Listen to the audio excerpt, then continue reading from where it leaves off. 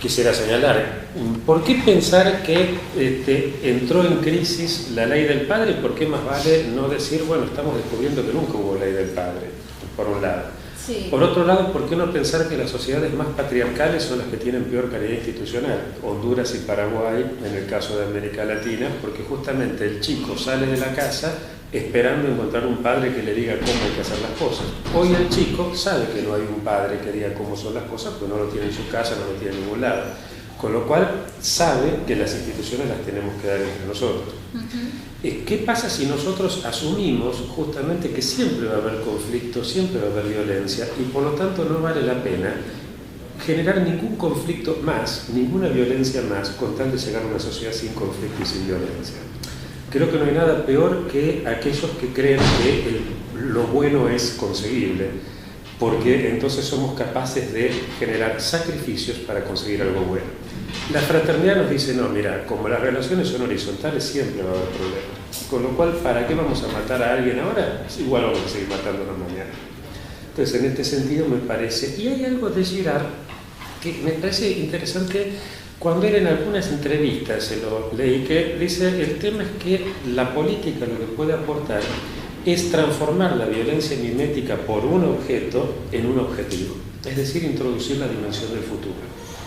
Pero para esto, y aquí yo coincido con la crítica que vos haces a Girard, pero tomo el problema del cristianismo desde otra perspectiva. El cristianismo es genera la primer cultura que desata el deseo.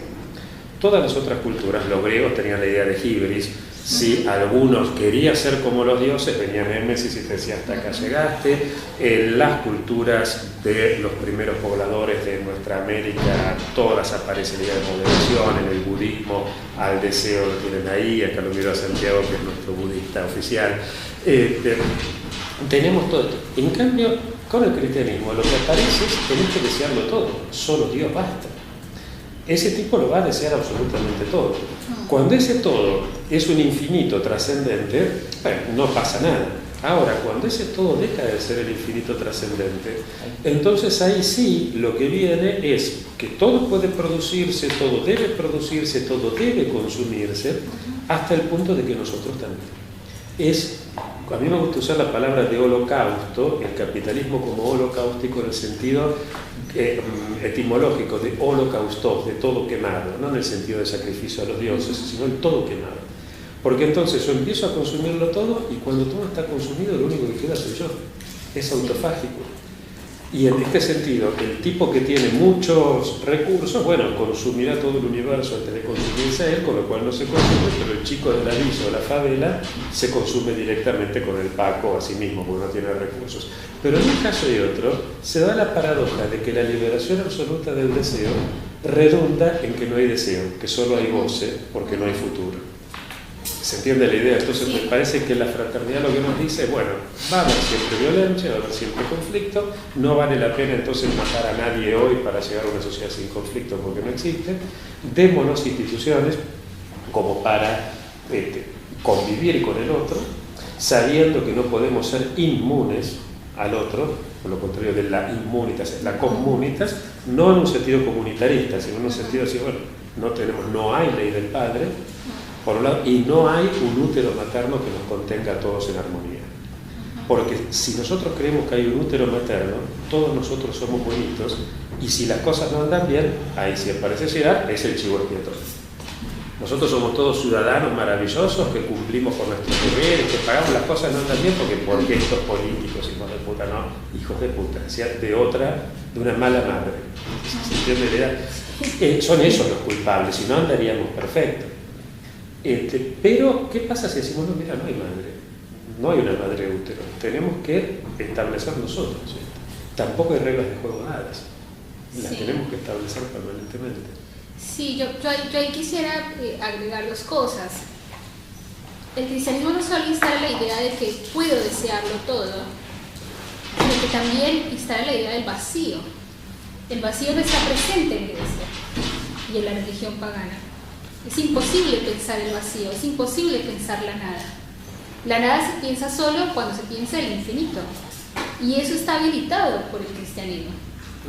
Porque lo pienso un poco en por qué lo deseamos todo. Y porque tenemos la experiencia de la nada, por más que suene paradójico, ¿no? Es porque está la nada que se quiere el todo.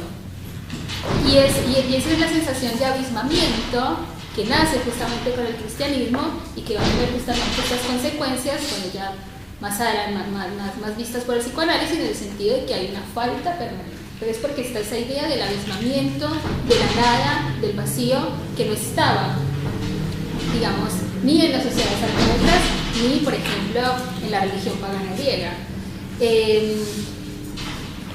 El tema de la ley del padre tiene muchas interpretaciones, ¿no? Yo cuando refiero aquí la ley del padre, pienso básicamente en el mito de la horda primitiva, ¿no?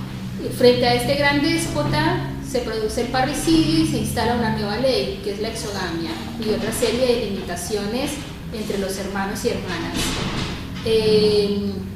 Y yo identifico la instalación del tótem también con la creación del Estado. Si nosotros vemos el fin también del absolutismo monárquico, ¿no? Es la finalización por la vía de las revoluciones burguesas de esta autoridad despótica y la instalación de un orden de los iguales, que serían los ciudadanos. Y es este segundo orden, el orden creado por los hermanos, el que yo veo en crisis hoy.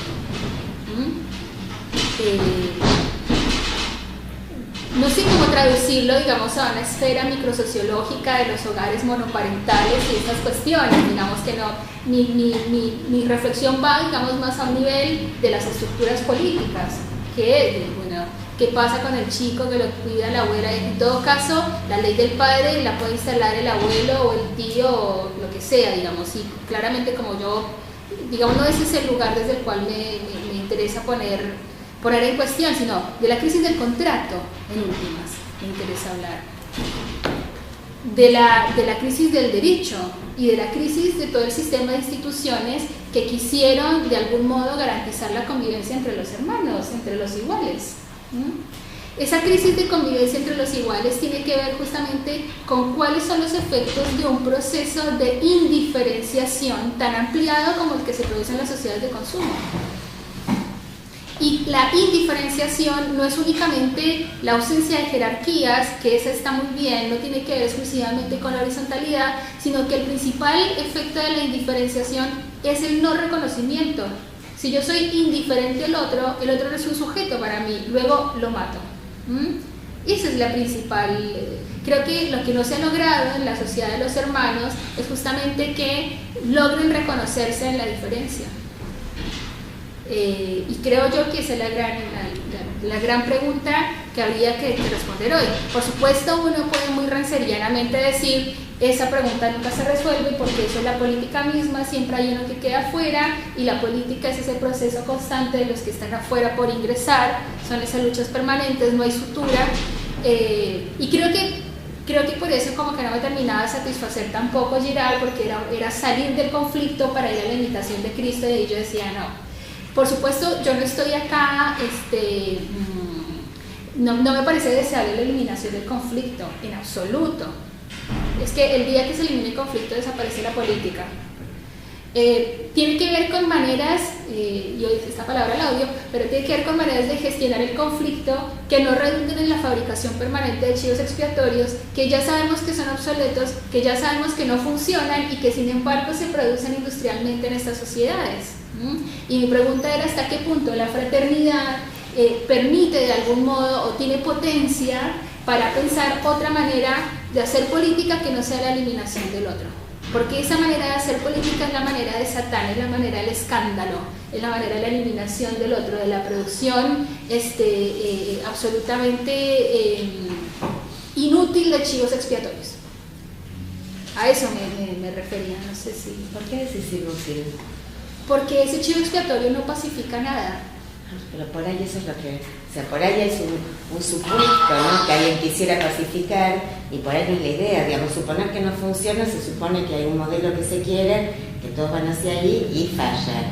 Y por ahí la idea, digamos, es que funciona así, que es otro funcionamiento, que busca otra cosa y fracasa, digamos, nuestro modelo, ¿no?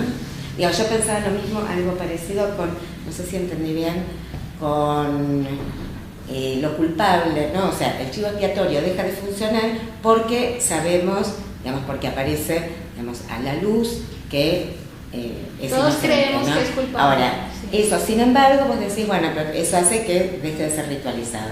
Ahora, después, sin embargo, se sigue creyendo que el inmigrante, el judío, son culpables verdaderos. Entonces, ¿no habría tal vez una ruptura menos violenta entre el pasaje de lo sagrado al secular y habría como modos de continuidades, de continuidades pero, fragmentarias, digamos, de franjas que pueden irrumpir como creaciones o necesidades o, digamos, en momentos, de manera, digamos, no de una sociedad a otra, sino en esta misma sociedad, cómo funcionan restos de funcionamiento o rituales destrozados, pero que, digamos, guardan como algún tipo de resonancia truncada, quiero decir que no tienen el mismo objetivo, el mismo funcionamiento, el mismo destino, pero que vienen a ser como formas análogas, digamos, no de resolución, pero sí de tramitación, porque yo creo que lo que está diciendo es que no hay resolución. Lo que sigue justamente a las sociedades arcaicas es la ritualización del mecanismo. Digamos, entre la comunidad cristiana diríamos, bueno, no lo sacrificamos a Cristo, nuevamente tenemos la Eucaristía, digamos, hay una ritualización de esa violencia que nos recuerda a todos que somos cristianos cada vez que vamos a misa, por ejemplo. Pero eso no opera así en todos los casos de producción de chivos expiatorios. En primer lugar porque tanto la figura del chivo expiatorio en la cultura arcaica como en el cristianismo es una figura sagrada. Y yo no sé si los inmigrantes, los judíos son sagrados y a partir de sus sacrificios se instala una idea de no repetición.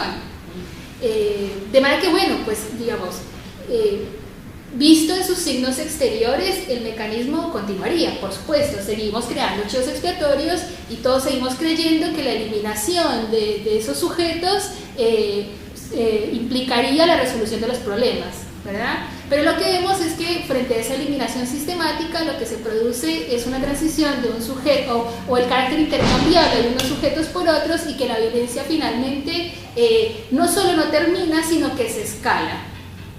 Y de vuelta, estos chivos expiatorios no solo no son sagrados, sino que son siempre prosaicos, son siempre inmundos, son siempre abyectos.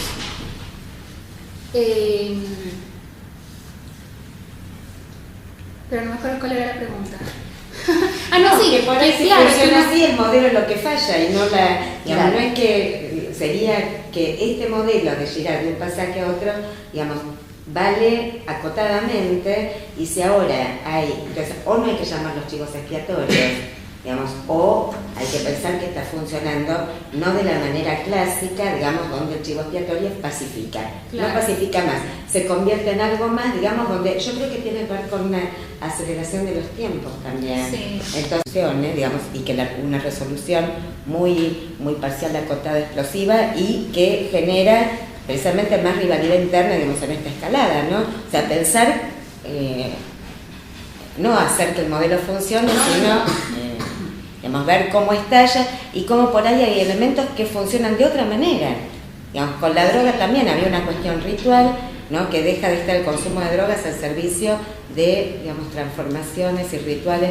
Y ahí me hace muy interesante ver algo de... Si resta o no lo que llamábamos de lo sagrado, o lo que Escotado, otros estudios llaman de lo sagrado en la droga, si resta o no, o queda la buena de Dios, pero no queda todo del mismo lado. Digamos, yo creo que es para observar y ver qué está pasando, ver cómo funciona, no si funciona un modelo o no, sino qué cantidad de diseños, de cosas uno puede leer, y con la droga me parece muy interesante, porque no funciona como funcionaba, pero tampoco yo diría que perdió todo carácter sagrado, diría que lo sagrado se perdió como a nivel de sociedad, pero que uno podría encontrar cierto tipo de experiencias que tendrían que ver con algo, digamos, de paso uno puede decir, bueno, si no es social no es, está bien, no, pero también algo queremos ser consagrado que no es previo al Big Bang, ¿no? El tatuaje.